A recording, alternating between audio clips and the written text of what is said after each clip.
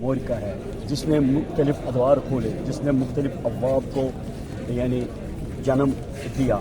کربلا نے جنم دیا، مگر کربلا وہی جان سکتا ہے، کربلا کی تحریک اسے سمجھا کہ جو آگاہ ہو۔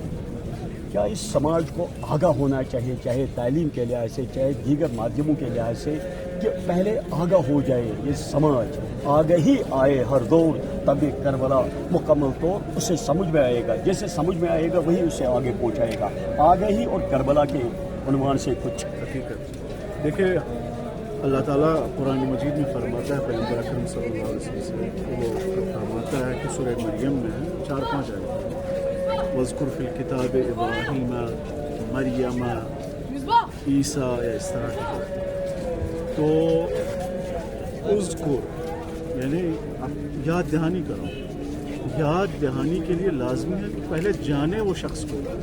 اور آپ ہم سے پوچھیں اور آپ حضرت ابراہیم کو نہ جانیں اور آپ کہیں کہ ابراہیم کے بارے میں آپ ذکر کرو، یعنی سوچو، اپنے آپ کو جو ہے یادآوری کراؤ، تو پہلے مرحلے میں لازمی ہے کہ پہلے میں جانوں، علم رکھوں میں ابراہیم ہے کون۔ اور آپ ایسے کہیں گے تو ہم ذکر بھی کر پائیں گے، ہم یاد دہانی نہیں کر پائیں گے۔ امام حسین علیہ السلام کی آزادی کو فارسی الفاظ میں کہتے ہیں، عربی الفاظ میں معافی چاہتا ہوں، کہتے ہیں ذکرہ استشہاد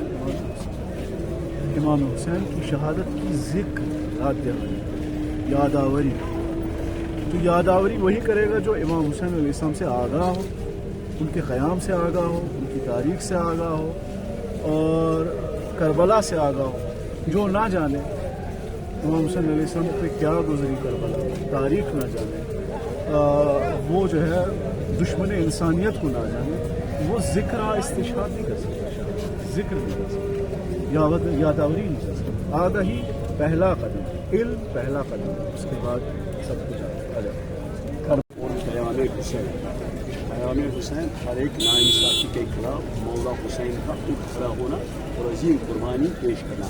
آج کا جو یہ معاشرتی نظام ہے، آج کا یہ سماج ہے، اس میں بہت سی یعنی نابرابری نے، نااتفاقی نے، غیر اخلاقیات نے جنم لیا ہے۔ کیا ہر دور میں ان چیزوں کے خلاف قیام حسین مختلف روپ میں یعنی ظاہر ہو سکے گا، سامنے آئے گا؟ دیکھیں، امام حسین علیہ السلام نے جو بھی قدم اٹھایا ہے، آپ ہر ایک قدم کو دیکھ سکتے ہیں، جو بھی ہیومن رائٹس اور ویلیوز ہیں اسی کے مطابق انہوں نے قدم اٹھایا، چاہے وہ ہر ایک کا اپنا دین ظاہر کرنا، اپنی آواز ایکسپریس کرنا،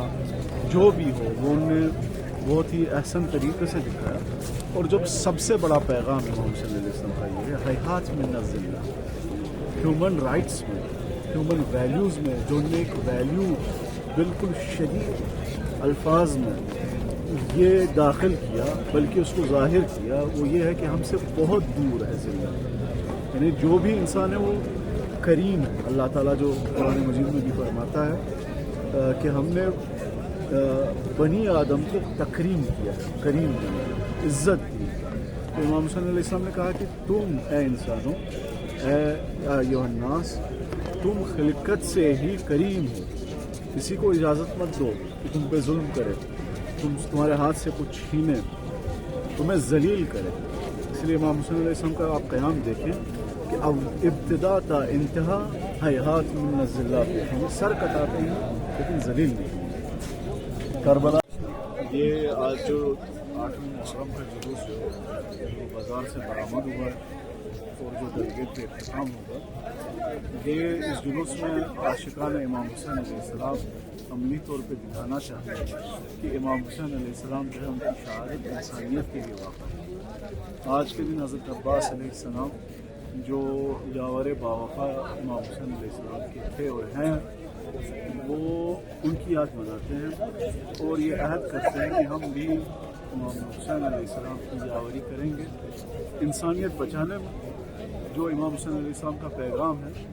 وہ انسانیت کا پیغام ہے۔ آپ دیکھ سکتے ہیں سب سے بڑی علامت انسانیت کے ہونے کی اس جلوس کی یہ ہے کہ اس جلوس میں بلا مذہب و ملت کسی تفریق کے سب لوگ شامل ہوتے ہیں، اور چاہے ہندو ہو، چاہے مسلمان ہو، چاہے سکھ ہو، چاہے عیسائی ہو، سب شامل ہوتے ہیں۔ بس یہ اس بات کی دلیل ہے کہ امام حسین علیہ السلام کی شہادت کی